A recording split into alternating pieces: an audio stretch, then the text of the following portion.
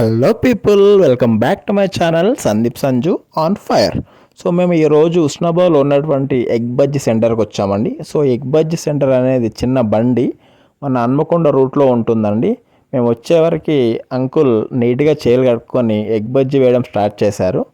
So ఇవి చిన్న egg బజ్జీలు అండి, మామూలుగా హోటల్స్లో ఉన్న పెద్ద ఎగ్ బజ్జీలు కాదు. చాలా క్రిస్పీగా టేస్టీగా ఉంటాయని చాలామంది చెప్పారు ఇక్కడికి.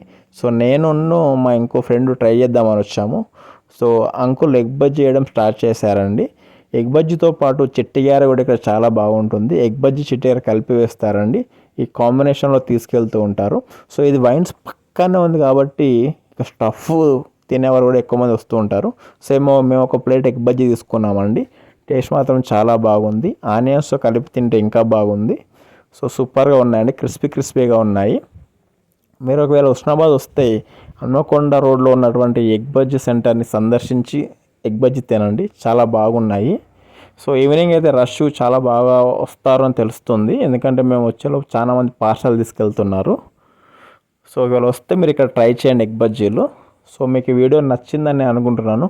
మీకు ఈ వీడియో నచ్చితే please like, share and subscribe to my channel. మీరు ఇలాగే నన్ను సపోర్ట్ చేస్తూ ఉంటే ఇలాంటి వీడియోలు ఎన్నో మీ ముందుకు తీసుకొస్తాను. And thank you for watching this video.